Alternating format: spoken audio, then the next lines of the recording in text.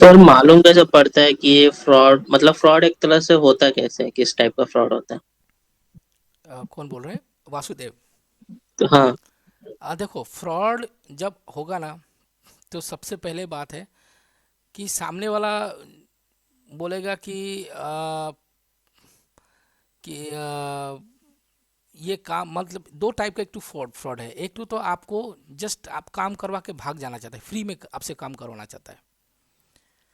तो उस टाइप को फ्रॉड को आप रोक नहीं सकते, क्योंकि जो जो भी बायर आएगा आपके पास अकाउंट में नहीं है। स्पेशली फोटोशॉप रिलेटेड जो गिग है, वो क्या करेंगे कि बोलेंगे कि आप एक सैंपल बना के दो। मेरे पास 100 फोटो ऐसा बनाना है, लेकिन उसका फोटो एक ही बनाना है उसके पास।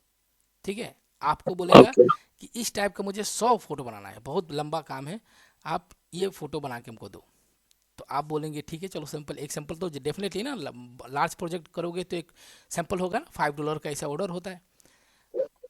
इतना चिरकुट होता है कि वो $5 का भी ऑर्डर नहीं देना चाहता है, तो आप उसको ये कर दे। तो आजकल क्या है, बहुत सारा टूल्स है कि वाटर मार्क्स रिमूव किया जा सकता है।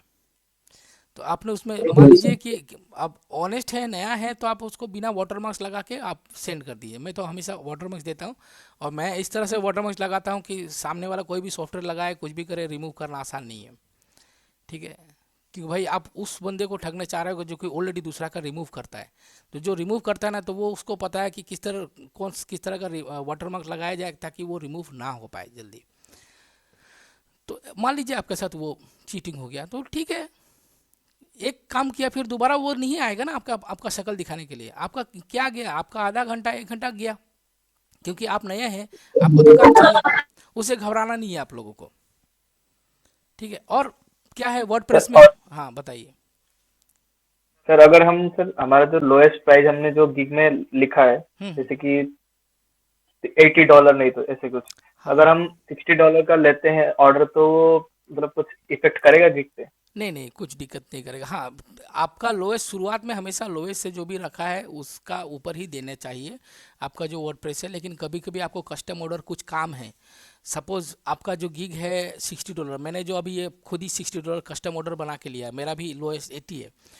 तो उसमें आपका कस्टम बना के दिए।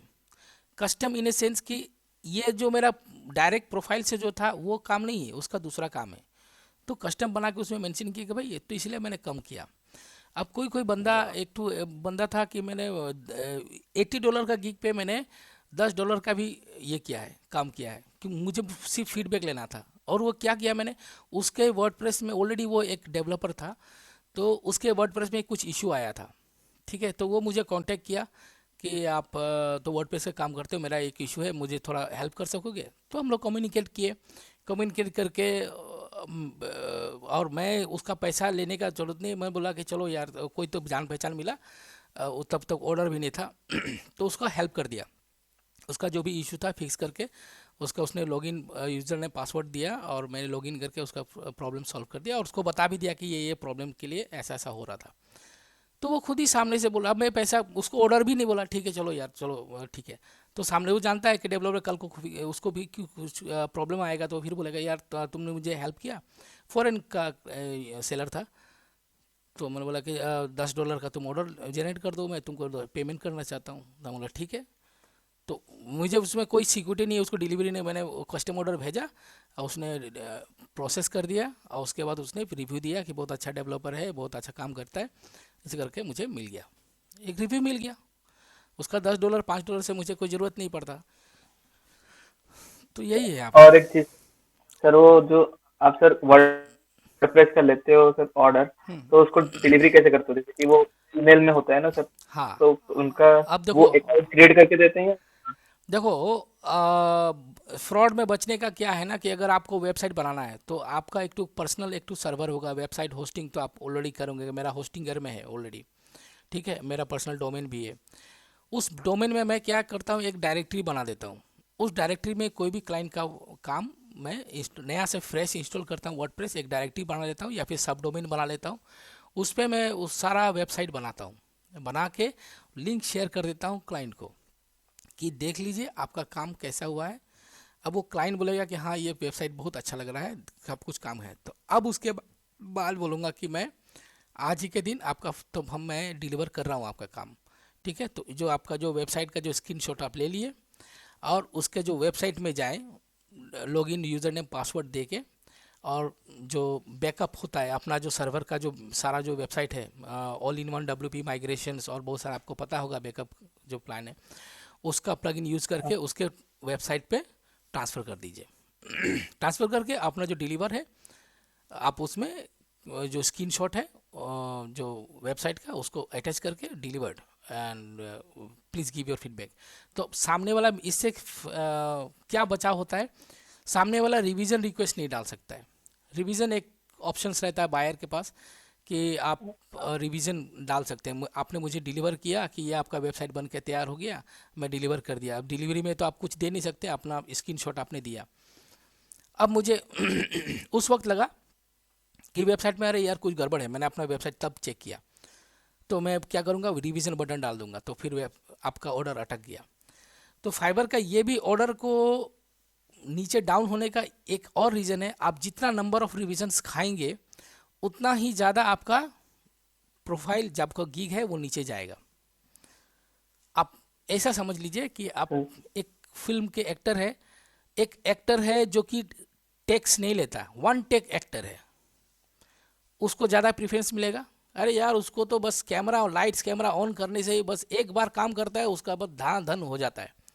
तो फाइबर में आपका ऑर्डर आया, डिलीवरी दिए, और ऐसा डिलीवरी दिए कि उसके बाद बायर को ज़रूरत ही नहीं पड़ा मतलब कुछ पढ़ने का। लेकिन फाइबर को यह बात पता नहीं है कि आपको उसको इनबॉक्स में आपने, क्योंकि इनबॉक्स का ऑर्डर जनरेट होने के बाद इनबॉक्स को नहीं फॉलो करता है, इनबॉक्स में आपने चैट करके दिखा दिया उसको लिंक कि ये सारा वेबसाइट देख लीजिए। जैसे कि अभी मैं जो काम कर रहा हूँ वो जो काम मैं बायर के ये मैं सर्वर पे नहीं कर रहा हूँ, मैं अपना सर्वर पे काम कर रहा हूँ, ठीक है। तो बैकअप लेके उसके बाद भरोसे तो करना पड़ेगा, तो बैकअप लेके उसके बाद जिस दिन हो जाएगा तो मैं वहाँ पे डिलीवरी पहले करूँगा, उसके बाद उसके साइट पे ट्रांसफ़र करूँगा। इस तरह बचाव हो जाता है।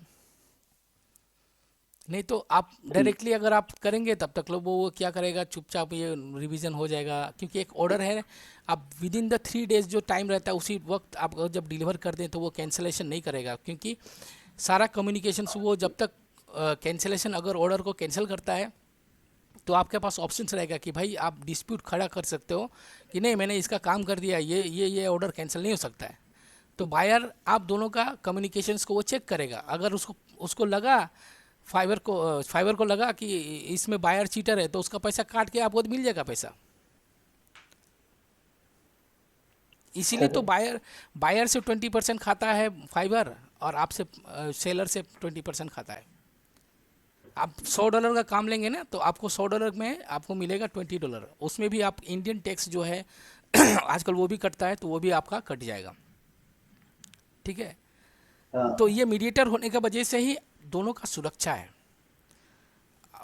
बायर और सेलर के बीच में तो ऐसा सिर्फ फाइबर ही एक मीडिएटर है। तो आप उसको डिलीवर ऑर्डर जो जनरेट करते हैं उसको डिलीवरी में आप डिलीवर करते हैं, तो फाइबर पैसा लेके पहले पैसा जमा कर लेता है तभी आपका ऑर्डर जनरेट होता है। तो वो पैसा बायर के पास नहीं है, पैसा कहाँ है, फाइबर के पास है। देखा डिलीवर अगर वो नहीं करेगा, रिवीजन डाल सकता है तो ठीक है, रिवाइज करके बोलेगा क्या चीज़ का रिवीजन ऑलरेडी किया हुआ है, ऐसे तो नहीं कर सकता है। आप फिर डिलीवरी दे के आप सपोर्ट टीम में आप दे सकते हैं कि ये ऐसा ऐसा बदमाशी कर रहा है, तो फाइबर देख लेगा आपका।